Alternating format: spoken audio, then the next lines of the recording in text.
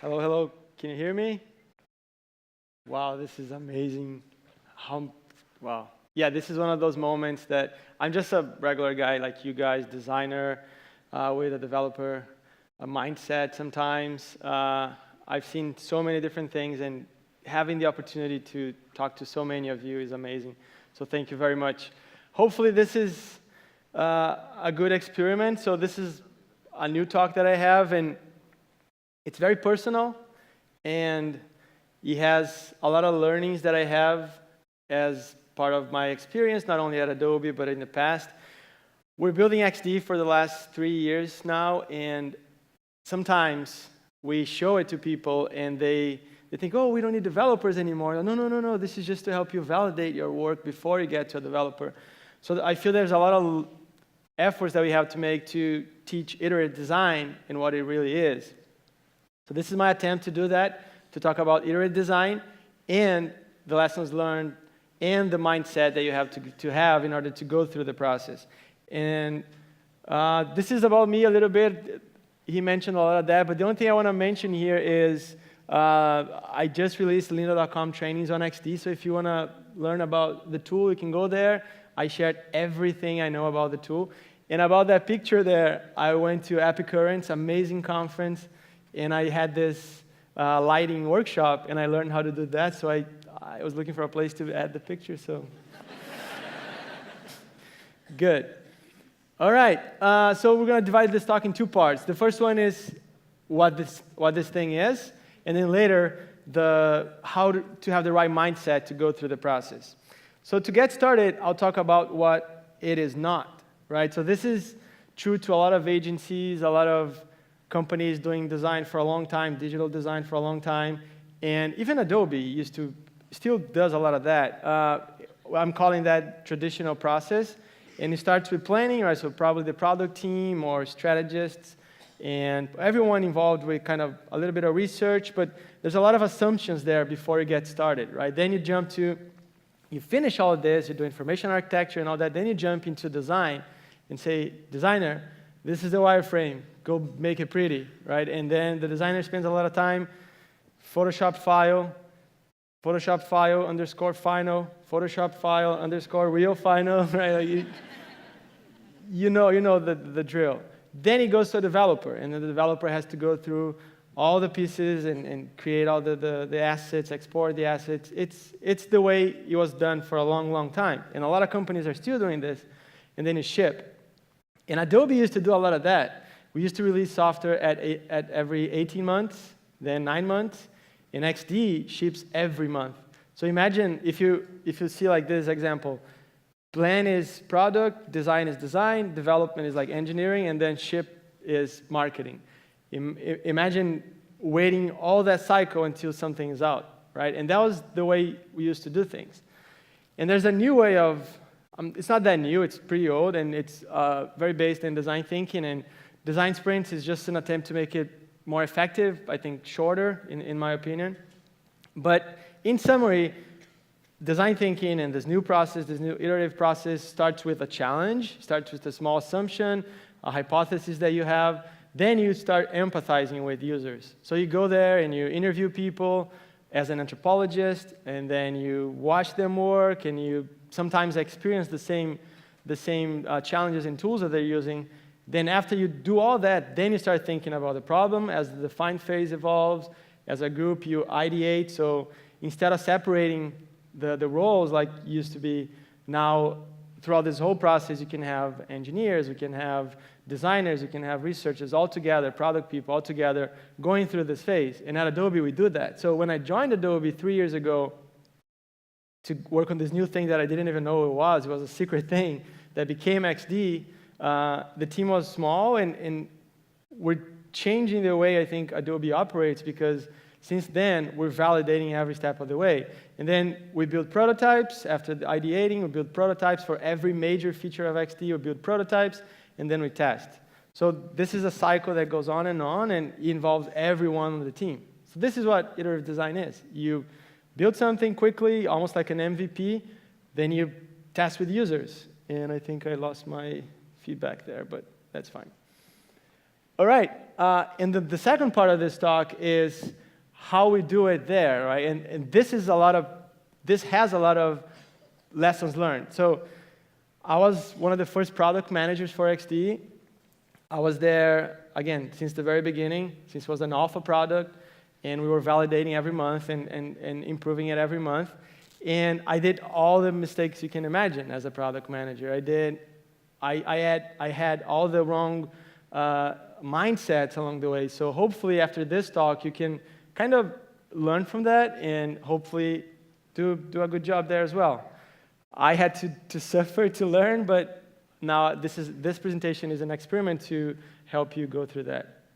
And I'm also trying to learn from you. So if you have suggestions or questions along the way, please ask. This is really, it has to be interactive, right? Cool, so the first thing that we have there and that I try to apply to my life is defining principles, right? So before you start anything, before you start ideating, before you start creating prototypes, it's really important to have a vision, a set of principles. XD started with 4 guys inside Adobe. And now we have this huge team. It's a huge deal for Adobe. And we're putting the user at the center of every decision. We have senior directors, vice presidents tweeting and talking with users on Twitter, on social media. It's like really, really different, really, really special. And I think for the first time, the community is really building this with us. And this is amazing. And because we're going through this process, I think chances are this thing will do well. And it is doing better and better. We have lots of news coming up. But talking about the principles, for XD, the first one was lightweight and approachable. Since the very beginning, it has to be fast, simple, easy to learn. We're trying to look at the entire UX design challenge, not only the design portion of it, but also the prototyping, the sharing, the learning. And we're trying to remove friction from everywhere, from all these different places. And transparent, meaning that everything we do is pretty much transparent. I'll talk about a thing called user voice that we use, that it's almost like a public backlog that you guys can help us with. And open, meaning that very soon XD will have plugins. So since the very beginning, we had that in mind. So we'll be able to develop plugins and connect with your very specific workflows. And you have a little bit more. So one thing that and this is the only time during this talk that I will show the product. This is a 2-second video, super short, where I want to prove that it is fast, right? So this is a file from our friends at Boosted Boards, and they used XD to design the whole thing, the whole website. And it has a desktop version, it has a mobile version of the same website. And here I'm just panning around and zooming in and out. And as you can see, there are vectors there are bitmaps, text, all of that. So I'll be zooming in and out, panning just to show performance. I'm zooming in there, showing there's an anchor point. Everything here is a vector. Then I'll zoom out. And you can see I have more artboards there. I'm panning, zooming in and out. And if you zoom out, that file specific has 1,500 artboards. And it just keeps working.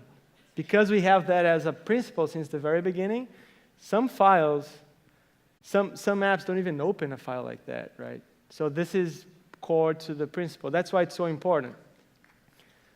Thank you for that. Awesome. And I applied that to my personal life. So this is my family, this is my Twitter account, and my pinned tweet is my principles for my year. So having that, sometimes you're lazy, like you remember the principles and then do the right thing, right? So it's really, really there to guide you along the way. Second thing that I learned, and we also try to do that, building a great product is a marathon, right? It's not a sprint. We're not trying to be with everything out there, especially in this iterative design process, right? We want to build this with you guys. We want to release things when they're ready, when we feel they're ready, when they're validated, when they're tested, when we have all these prototypes running. And just to prove this point, how old do you think Photoshop is since version 1? Anyone? 18? 28 years since version 1, right? There was work before that as an alpha beta product. Illustrator, 30 years. Then we have, I think I'm losing connection. InDesign, 19 years. After Effects, 25 years. In XD, since we launched version 1, 7 months. Right? So this is a marathon. This is not a sprint. And this is a great opportunity for everyone to participate and get there. Another thing that I have here is like you can iterate as fast as you can to learn as fast as you can. It's almost like you're trying to fail as fast as you can to succeed as fast as possible. It's too expensive to fail too late, right? And that's the whole idea of building a prototype and validating with users. So that's important. Make sure you iterate. Even when things are released, you can go back and you can iterate and improve. This is the first mock for XD that Talon, the lead designer, created. So this design became XD. This was over 3 years ago, I think. And this is out there. This is another thing that I was part of. We iterated multiple times, almost 8 months, on how to have layers in XD. So layers in XD, I don't know if you played with it, but it's different. And everything's contextual. So when you have one element selected inside an artboard, you're not distracted by all the other elements on other artboards. It's really there to help you to move as fast as possible. And then listen to your customers a lot. But I mean that. And we do that a lot. We listen to our customers a lot. And there's research that proves that this is a great way for you to get real connection. So if you have a company or an agency or anything trying to connect with customers, there's a study, and you can find that on my Twitter if you want. I will share the slides later. But there's a study that proved that sometimes they had this big study at Princeton, I think, when they had people speaking and some people listening to that story, and they were mapping the brain activity of the speaker and the listener. And at the best moment of that story, they had very similar brain activity, meaning they were almost like connected to that brain level. So if you need to connect, tell stories, ask for stories, and you're going to learn a lot. Remember I mentioned user voice? So this is a thing that I started almost like 3 years ago for XD when we were having all sorts of different sources for feedback, email and forums. And I was like, let's use this service called user voice, where anyone can suggest a feature request, anyone can file a bug. And for example, that feature has already more than 5,000 votes. When you vote there, you subscribe to the feature, and then you can really influence how XD evolves. You can add comments, you can attach files, and this is really helping us evolve and move forward. And then talk to the customers, right? So in user voice, when we finish a feature, we change the status to feature started to feature completed, and everyone who asked for that feature gets an email. Or sometimes we need more information, we change that to we need more information, and we have more conversations there. So that's really helping us. And as you can see here, you can import Photoshop files, you can import sketch files in XD today. We also go to customers. So that's why I was so excited to talk to so many of you in one place, because we travel the world and we talk to customers everywhere. This is a design thinking workshop that we did, just playing with XD to show some of the pieces there.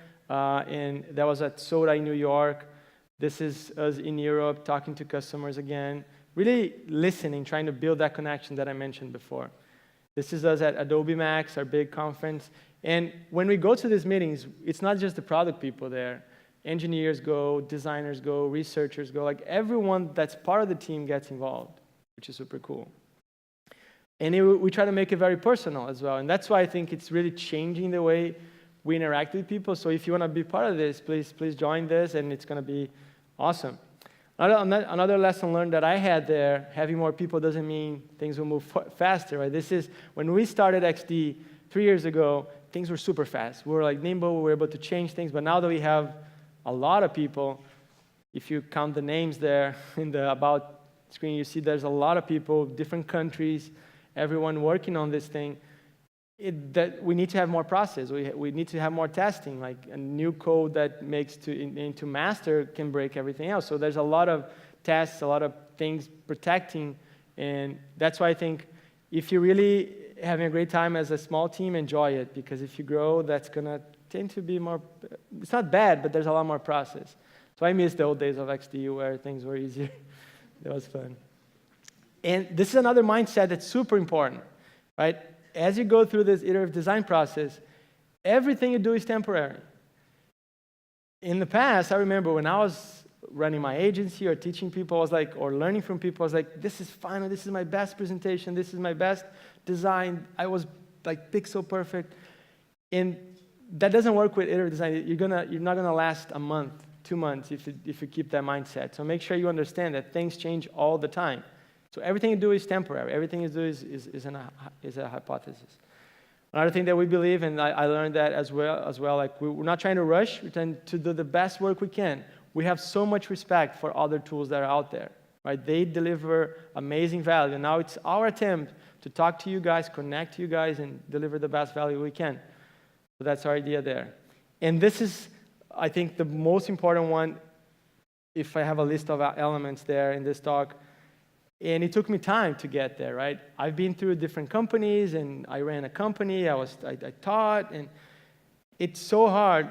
When I joined Adobe, it was like, oh, everything has to be perfect. And this is kind of being vulnerable again, right? I don't want to, maybe this is a bad idea, but being confident is really, really important. And they don't teach this at school, right? It's almost like if you have an opportunity, you're going to a meeting, you're nervous, force yourself to be confident, even if you're not. It's going to be better than if you're afraid and you're protective and you're like aware.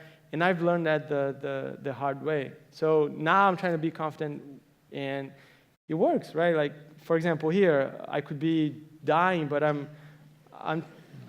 trying to have a good time, and I am having a good time, but I made that decision. It's a choice, right? Be confident. And to explain that a little bit, you can go back in time and say, like, everyone, when you're young and a child, everyone is creative. Everyone does amazing things. I have a daughter, a 3-year-old daughter. She does amazing things, and it's there. She's very confident, and she does all these things.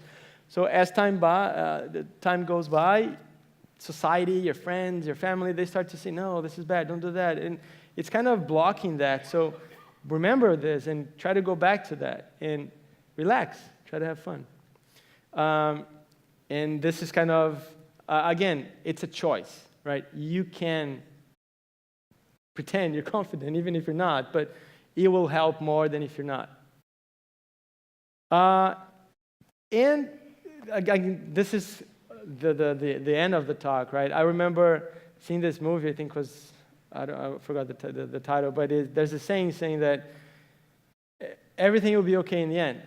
If it's not okay, it's not the end yet, right? So keep that in mind. Try to relax. I was so inspired by the talks in the morning, Aaron, like all that. We're people building things for people. Let's do the best we can. Let's have some strategies. Let's connect. Let's have fun, right? Time goes by so fast. So these are all the learnings and all my findings along the way. I'm still here. I didn't die, and I'm sure you can do it.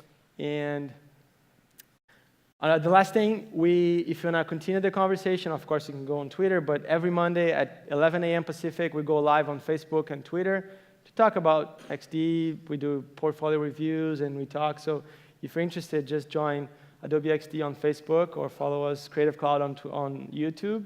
And yeah, so again, guys, this is amazing. Thank you very, very much for your talk and for your time, and everything will be okay in the end. Thank you. Thank you.